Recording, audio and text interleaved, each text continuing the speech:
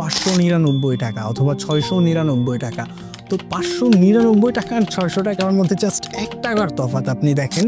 Marketing সাধারণত দুই ধরনের হয়, এক ট্রেডিশনাল মার্কেটিং এবং দুই হচ্ছে ডিজিটাল মার্কেটিং। যেখানে যত বেশি মানুষজন সেখানে তত বেশি মার্কেটিং। মার্কেটিং কিভাবে আমাদের ব্রেনকে নিয়ন্ত্রণ করে? Number 1 emotional, number 2 psychological and number 3 হচ্ছে নিউরোলজিক্যাল। নাইকির জাস্ট ডু ইট, এটা সম্পর্কে তো আমরা সবাই জানি। এই ক্যাম্পেইনটা পুরো পৃথিবী নিয়ন্ত্রণে মার্কেটিংয়ের ভূমিকা সব থেকে বেশি। বিশ্বের বড় বড় বিজনেস যে জিনিসটার উপর দাঁড়িয়ে থাকে সেটা হলো মার্কেটিং। পৃথিবীর এত উন্নতি হতো না যদি মার্কেটিংয়ের প্রসেসিং না থাকতো। মার্কেটিং মানে শুধুই প্রচারণা আর বিজ্ঞাপন এরকম নয়, মার্কেটিং একটি শিল্প। যে ব্র্যান্ড মার্কেটিং বোঝে সে শুধু বাজারে টিকেই থাকে না, বরং বাজার নিয়ন্ত্রণ করে। আজকে আমরা মার্কেটিংয়ের ইনডেপথ বোঝার চেষ্টা করব। মার্কেটিং কি? আমি যদি আপনাকে খুবই কঠিন কোনো সংজ্ঞা না দিয়ে খুবই সহজভাবে বোঝাই তাহলে বলবো, কোনো একটা প্রোডাক্ট অথবা সার্ভিসের ব্যাপারে আপনার কাস্টমারকে জানানোর যে পদ্ধতি সেটাই মার্কেটিং। মানে কাস্টমারকে প্রোডাক্ট বা সার্ভিসের কাছে নিয়ে আসা, তাদের ব্রেনের মধ্যে প্রোডাক্ট বা সার্ভিস নিয়ে একটা জায়গা করে ফেলা। মার্কেটিং সাধারণত দুই ধরনের হয়, এক ট্রেডিশনাল মার্কেটিং এবং দুই হচ্ছে ডিজিটাল মার্কেটিং। ট্রেডিশনাল মার্কেটিং কি? আনুমানিক 2010-এর আগ পর্যন্ত সকল ব্র্যান্ড ট্রেডিশনাল মার্কেটিং করত, এখনও করে অ্যান্ড ফিউচারেও করবে। মার্কেটিং মানে মানুষের কাছে পৌঁছানো। যেখানে যত বেশি মানুষজন সেখানে তত বেশি মার্কেটিং। ট্রেডিশনাল মার্কেটিংটায় আসলে কি? আনুমানিক 2010-এর আগের সময়ে যখন এই ধরনের ইন্টারনেট বা এত ডিজিটাল ছিল না সব কিছু, তখন মানুষজন সব থেকে বেশি কোথায় থাকতো? হয় হাট বাজারে অথবা কোনো মেলা বা শহরে, এমন কোনো জায়গা যেখানে কাজের জন্য অনেক লোকজন যায়। সেখানে মার্কেটিংটা কি করা হতো? অনেক বড় বড় বিলবোর্ড অথবা মাইকিং করে জানানো হতো, অথবা টিভির মাধ্যমে। হ্যাঁ, আপনি হচ্ছে যে আপনার সার্ভিস অথবা প্রোডাক্ট সম্পর্কে কাস্টমারকে জানাতে পারতেন। এটাই হচ্ছে সাধারণত ট্রেডিশনাল মার্কেটিং। ডিজিটাল মার্কেটিংটা কি? ডিজিটাল প্ল্যাটফর্মের মাধ্যমে কোনো প্রোডাক্ট বা সার্ভিস সম্পর্কে জানানো হচ্ছে ডিজিটাল মার্কেটিং। ডিজিটাল প্ল্যাটফর্ম কি? Google, Facebook, Instagram, YouTube, TikTok, email, WhatsApp, আরও অনেক কিছু। এগুলো হচ্ছে ডিজিটাল প্ল্যাটফর্ম। এই প্ল্যাটফর্মগুলোর মাধ্যমে যে আপনি আপনার অ্যাড দিচ্ছেন, এটা হচ্ছে ডিজিটাল মার্কেটিং। ডিজিটাল মার্কেটিংয়ের অনেকগুলো সুবিধা রয়েছে, যেমন ডিজিটাল মার্কেটিংয়ে আপনি নির্দিষ্ট আপনার কাস্টম অডিয়েন্স, মানে আপনার টার্গেট যে অডিয়েন্স আছে তার কাছে অ্যাডটা প্লেস করতে পারবেন। আপনি দেখেন, হয় বিলবোর্ড, অথবা আপনি মাইকিং করছেন, অথবা আপনি হচ্ছে যে টিভিতে অ্যাড দেখাচ্ছেন। এই তিনটার একটাতেও আপনার টার্গেট অডিয়েন্সকে আপনি দেখাচ্ছেন না, আনলিমিটেড যে কেউই দেখতে পারছে। কিন্তু আপনি এই ডিজিটাল প্ল্যাটফর্মে যদি আপনার বিজ্ঞাপনগুলো দেন তাহলে আপনি একদম স্পেসিফিকভাবে আপনি বয়স টার্গেট করে দিতে পারবেন, যে এই বয়স থেকে এই বয়সের লোকজনকে দেখাবো, এই বয়স থেকে এই বয়সের লোকজনকে দেখাবো না। অথবা আপনি লোকেশন সিলেক্ট করে দিতে পারবেন যে বাংলাদেশের এই এই জেলাতে আমি দেখাতে চাচ্ছি এবং বাংলাদেশের এই জেলাগুলোতে আমি দেখাতে চাচ্ছি না। পাশাপাশি আপনি জন্মদিন, ধরেন আপনি জন্মদিনের কোনো কিছু বিক্রি করেন, আপনার হচ্ছে জন্মদিন আইটেম সেল করেন, তো সেই ক্ষেত্রেও আপনি হচ্ছে যে একদম স্পেসিফিকলি কার কার জন্মদিন কবে, এই ধরনের ডাটা তো এই ডিজিটাল প্ল্যাটফর্মের কাছে থাকে। আপনি একদম টার্গেট করে করে জন্মদিনের যাদের যাদের জন্মদিন কয়েকদিনের মধ্যেই তাদের কাছেই আপনার একটা প্লেস করতে পারবে। এরকম বিভিন্নভাবে আপনি হচ্ছে যে কাস্টম করে করে আপনার একটা অডিয়েন্স বানাতে পারবেন। ধরেন আপনি মেসির একটা জার্সি সেল করবেন, এখন মেসির পেজে বাংলাদেশ থেকে যে যে গিয়ে লাইক দিয়েছে আপনি স্পেসিফিকলি তাদেরকে টার্গেট করে অ্যাড দিতে পারবেন। তারাই তো আসলে মূলত সেই জার্সিগুলো কিনবে। অথবা যে নেইমারের ফ্যান, তার পেজে গিয়ে লাইক দিয়েছে, বাংলাদেশে থাকে, আপনি তাদেরকে একদম বাছাই করে করে নিয়ে এইভাবে অ্যাডগুলো দিতে পারবেন। আপনি চাইলে আপনার যে একটা কাস্টম অডিয়েন্স হলো, ওইখান থেকে ধরেন যে আপনার অ্যাড থেকে কিছু মানুষজন প্রোডাক্ট নিয়েছে, কিছু মানুষজন অ্যাডটা দেখেছে, লাইক করেছে, কিন্তু সে আপনি তার কাছে সেল করতে পারেন না, সে প্রোডাক্ট কিনে নিয়ে আপনি হচ্ছে যে পরবর্তীতে সেই অডিয়েন্সটার কাছেই আপনি আবার অ্যাড প্লেস করতে পারবেন। দিনে আপনি চাইলে ৪-৫ বার তাকে অ্যাড দেখাতে পারবেন। আমরা কিন্তু এরকম অনেক সময় দেখি যে একটা অ্যাড দেখেছিলাম, ভালো লেগেছিল, ওই অ্যাডটাই হচ্ছে যে নিউজ ফিডে বারে আসছে। এইভাবে আপনার হচ্ছে যে টার্গেট করে একদম কয়েকবার করে অ্যাড দেখাতে পারবেন। এভাবে বিভিন্নভাবে আপনি হচ্ছে যে একদম স্পেসিফিক কাস্টম করে আপনার টার্গেট অডিয়েন্সকে অ্যাড দেখাতে পারবেন। তাছাড়াও ডিজিটাল মার্কেটিংয়ের কস্টও ট্রেডিশনাল মার্কেটিংয়ের তুলনায় কম হয়। কারণ আপনার বিলবোর্ড তো শহরে কয়টা থাকে? অনেক অল্প বিলবোর্ড, কিন্তু এখানে প্রচুর ব্র্যান্ডরা অ্যাড দিতে চাচ্ছে। এর জন্য ওইটা হয়ে গেছে যে প্ল্যাটফর্ম কম কিন্তু ডিমান্ড অনেক বেশি। এই জন্য হচ্ছে যে এই ট্রেডিশনাল মার্কেটিংয়ের কস্টটা অনেক হাই হয়ে গিয়েছে। ওই তুলনায় ডিজিটাল মার্কেটিংয়ের কস্টটা অনেক কম। পাশাপাশি গুগল এসইও ডিজিটাল মার্কেটিংয়ের অনেক বড় একটা অংশ। এসইও বিষয়টা কি? এসইও হচ্ছে যে আপনার অর্গানিক একটা বিষয়। আপনার অ্যাড দিয়ে দেখাতে হবে না। ধরেন যে একজন মেসির জার্সি কিনবে অথবা নেইমার জার্সি, হোয়াটএভার যে কোনো প্রোডাক্ট, ওইটা লিখে হচ্ছে যে সে সার্চ দিল। এইটা হচ্ছে সার্চ দেওয়ার পরে প্রথমে যে তার কাছে রেজাল্টটা আসে, এই প্রথম রেজাল্টটা আসার কারণ হচ্ছে গুগলে সে সুন্দর করে এসইও করে রেখেছে, এমন কিছু পদ্ধতি করে রেখেছে যেন সার্চ দিলে, সেই কিওয়ার্ড দিয়ে সার্চ দিলে সেই প্রোডাক্টটা বা সেই জিনিসটাই প্রথমে আসবে। এটাই হচ্ছে যে গুগল এসইও। এটা খুবই চমৎকার একটা বিষয়। এরপরে আসে অ্যাফিলিয়েট মার্কেটিং। এটা দিয়ে খুবই প্রচুর মানুষজন লাভবান হয়। অ্যাফিলিয়েট মার্কেটিং করার জন্য আপনার খুব বেশি টাকা পয়সারও প্রয়োজন হয় না। আপনার বড় বড় যে কোম্পানি আছে তারা তো হচ্ছে যে নিজেদের প্রোডাক্ট বা সার্ভিস সেল করার জন্য অনেক অ্যাড দিয়ে থাকে। পাশাপাশি অ্যাফিলিয়েট মার্কেটিং নামেও একটা তারা অপশন দিয়ে রাখে যে আপনি চাইলে হচ্ছে যে তাদের অ্যাফিলিয়েট মার্কেটিং থেকে তাদের প্রোডাক্ট আপনি যদি অ্যাড ছাড়া আপনি অফলাইনে অথবা যে কোনোভাবে হোক আপনি যদি তাদের প্রোডাক্ট সেল করে দিতে পারেন, তাহলে সেইখানে আপনি একটা কমিশন পাচ্ছেন। এটা হচ্ছে অ্যাফিলিয়েট মার্কেটিং। এখন পর্যন্ত আমরা মোটামুটি এই বিষয়গুলো বুঝতে পারলাম যে মার্কেটিং কি। মার্কেটিং দুই ধরনের হয়, ট্রেডিশনাল মার্কেটিং এবং একটা ডিজিটাল মার্কেটিং। ডিজিটাল মার্কেটিংয়ের সুবিধা আছে কিছু, এবং হচ্ছে যে ট্রেডিশনাল মার্কেটিংয়ের কস্ট হাই, বা এই বিষয়গুলো বুঝলাম। এখন আমরা বুঝবো মার্কেটিং কিভাবে আমাদের ব্রেনকে নিয়ন্ত্রণ করে। সাধারণত 3টা স্টেপে মার্কেটিং আমাদের ব্রেন নিয়ন্ত্রণ করে। Number 1 emotional, number 2 psychological, and number 3 হচ্ছে নিউরোলজিক্যাল। যে কোনো মার্কেটিংয়ের জন্যই আপনার একটা বিজ্ঞাপন তৈরি করতে হবে, হোক সেটা ভিডিও অথবা একটা ছবি, হয়তো বা একটা ক্যাপশন। এটাকে বলা হয় কন্টেন্ট। একটা কন্টেন্ট আপনাকে বানাতে হবে। ইমোশনাল মার্কেটিংয়ের এখন আমি আপনাকে একটা উদাহরণ দিই।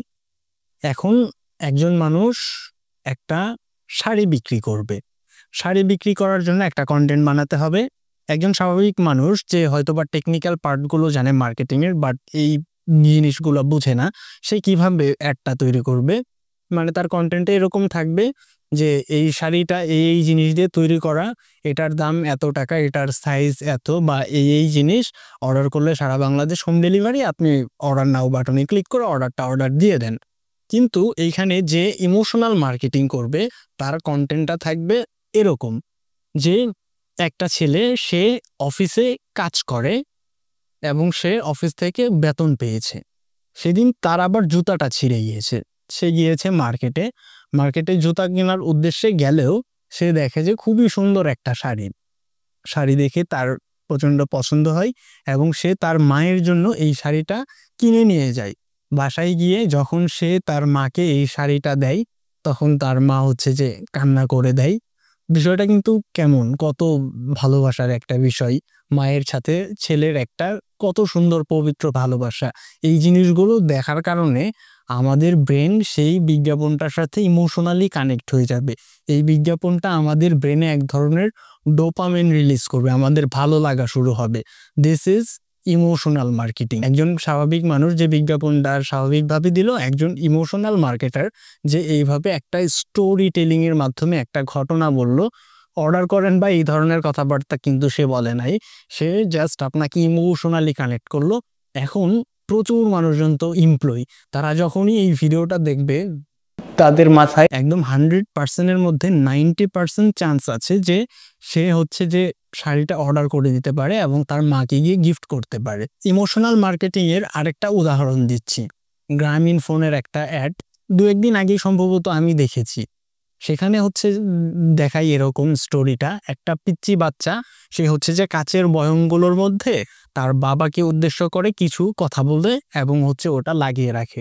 একদিন হচ্ছে যে তার মা ওকে বলছে যে এই কাচের বয়মগুলো নিয়ে আই তো। পরে ওই মেয়েটা বলে যে কাচের বয়মগুলো দিতে পারবো না, ওইখানে আমি বাবার জন্য কথা জমিয়ে রেখেছি। পরে তখন তার মা তাকে বলে যে তোর বাবা এবার ঈদেও আসতে পারবে না কাজের চাপের জন্য। তখন সে মন খারাপ করে হচ্ছে যে নদীতে গিয়ে ওইখানে সব কাচের বোতল ঢিল দিয়ে ছুড়ে দেয়। পরে হচ্ছে যে ওইখানে ওর মা আবার আসে, ওকে হচ্ছে যে বোঝানোর চেষ্টা করে। সে সময় হচ্ছে যে ব্যাক এন্ডে এরকম গ্রামীণ ফোনের একটা ভয়েস ওভার চলে আসে যে গ্রামীণ ফোন থাকতে আবার কোনো মানে গ্রামীণ ফোন থাকতে কোনো কথাই আর বাদ যাবে না, সব কথাই শোনা হবে বাবার কাছে। পরে হচ্ছে যে তারা ফোন দিয়ে হচ্ছে যে বাবার সাথে কথা বলছে, কোনো একটা প্যাকেজ দেওয়া ছিল। তো এরকম ইমোশনালি কানেক্ট হয়ে যাওয়া, এই বিষয়টা হচ্ছে ইমোশনাল মার্কেটিং। এই ধরনের ইমোশনাল মার্কেটিং দেখলে আমাদের ব্রেনে এক ধরনের ডোপামিন হরমোন রিলিজ হয়, আমরা খুশি বা আনন্দ অনুভব হয় এবং আমাদের 100% চান্স থাকে প্রোডাক্টটা পারচেস করার। নাম্বার 2 হচ্ছে সাইকোলজিক্যাল মার্কেটিং। সাইকোলজিক্যাল মার্কেটিংটা কি, আমি কিছু উদাহরণ দিচ্ছি। সাইকোলজিক্যাল নামটা শুনেই আমরা বুঝতে পারছি এই মার্কেটিংটা সম্পূর্ণ আমাদের ব্রেনের সাথে কানেক্টেড। প্রথমতই দেখেন, আপনি কিছু এমন প্রোডাক্ট পাবেন যেগুলোর দাম দেখবেন যে এত টাকা, যে ধরেন যে 599 টাকা অথবা 699 টাকা। তো 599 টাকা আর 600 টাকার মধ্যে জাস্ট 1 টাকার তফাৎ আপনি দেখেন, কিন্তু সে প্রাইসটা এমনভাবে দিয়েছে 599 টাকা। এইটা শোনার সাথে সাথে আমাদের ব্রেন তো ওইভাবে মেজারমেন্ট করে না, আমাদের ব্রেন ভাবে যে এইটা হয়তো বা 600 টাকার নিচে, 500 টাকার মধ্যে, কিন্তু 1 টাকার ব্যবধানে আমাদের ব্রেন হচ্ছে এইভাবে ধোঁকা খেয়ে যাচ্ছে। দামের ক্ষেত্রে অনেকের প্রেজেন্ট করার ক্ষেত্রে সাইকোলজি থাকতে পারে। কালার আমরা সবাই জানি, বিভিন্ন ধরনের কালার, যেমন লাল হচ্ছে হ্যাপিনেস বোঝায়, আবার হচ্ছে গ্রিন হচ্ছে আপনার বিজয়কে বোঝায়। এরকম বিভিন্ন কালার হচ্ছে আমাদের ব্রেনে বিভিন্ন ধরনের সিগন্যাল দেয়। এই জন্য দেখবেন যে অনেক ব্র্যান্ডের একটা নির্দিষ্ট কালার থাকে, তারা একটা কালারেই সারা জীবন হচ্ছে যে কাজ করে।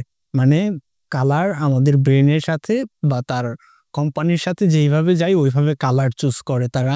লোগো একটা অনেক বড় বিষয়। লোগো দেখবেন যে একটা লোগোই থাকে সবসময়।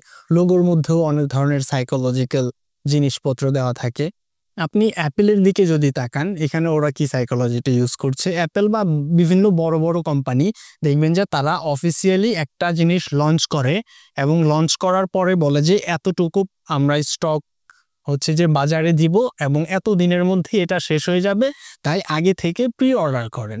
এবং সবাই আগে থেকেই বুক করে রাখে। ধরেন আইফোন আপনার হচ্ছে যে তাদের লঞ্চ করার আগে থেকেই প্রি অর্ডার দেওয়া থাকে।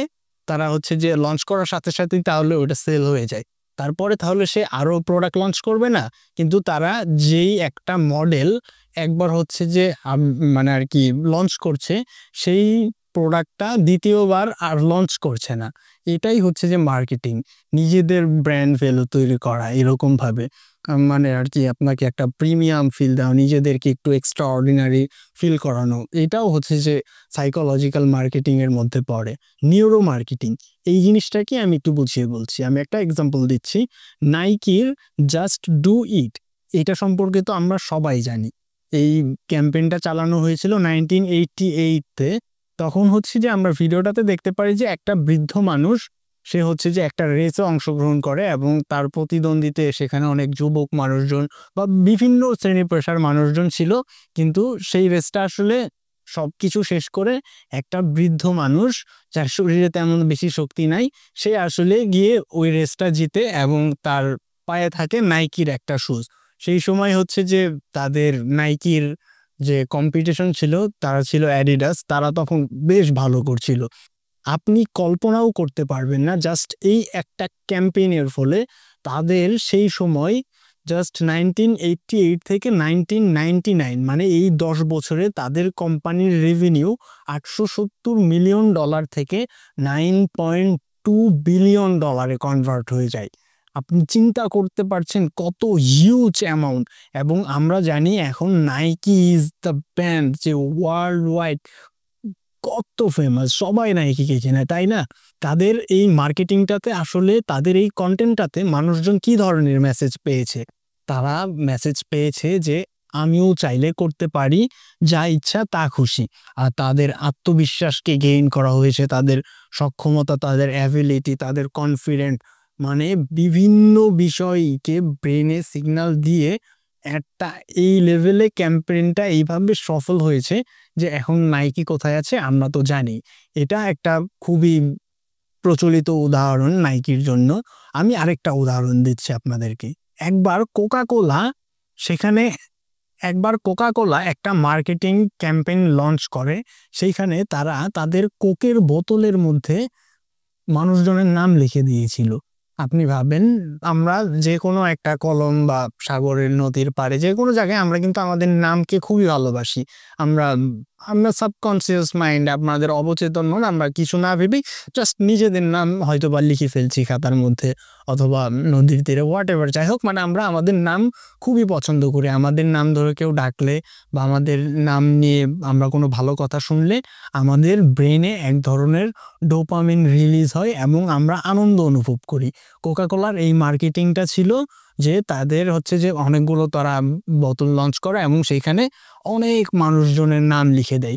একজন মানুষ যে প্রথম হচ্ছে যে এই বিষয়টা দেখেছে যে কোকের মধ্যে আমার নাম লেখা, এরকম আস্তে আস্তে এটা বিশালভাবে ছড়িয়ে পড়ে এবং সেই সময় ঠিক এক্স্যাক্টলি কত বিলিয়ন আমার খেয়াল নাই, সেই সময় বিলিয়ন হ্যাশট্যাগ হচ্ছে যে সোশ্যাল মিডিয়াতে মানুষজন দিয়েছে কোককে নিয়ে।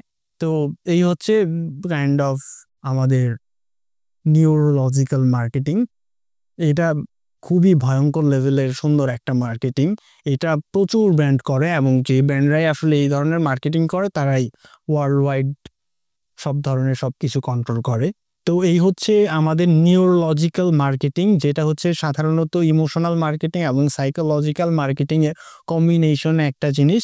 মানে মার্কেটিং মানে হচ্ছে যে জাস্ট একটা কন্টেন্ট দিয়ে বিজ্ঞাপন দেওয়া নয়, বিভিন্ন ধরনের মেসেজ দেওয়া মানুষকে, মানুষের ব্রেনে নিজের কোম্পানি বা ব্র্যান্ড যাই বলেন সার্ভিস সম্পর্কে একটা নির্দিষ্ট জায়গা করে ফেলা। হ্যাঁ, এইগুলো হচ্ছে মার্কেটিং।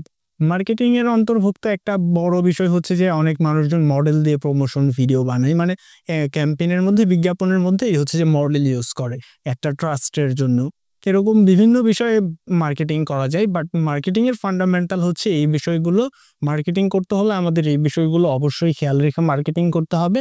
জাস্ট র্যান্ডমলি একটা কন্টেন্ট বানিয়ে আমি হচ্ছে যে অ্যাড দিয়ে দিলাম, এটাই মার্কেটিং না। এই পর্যন্তই মার্কেটিং সীমাবদ্ধ না, মার্কেটিং একটা শিল্প। তো এই পর্যন্তই আজকের video. And if you guys like my videos or this type of videos, so you can what, yeah, you understand, you can tang tang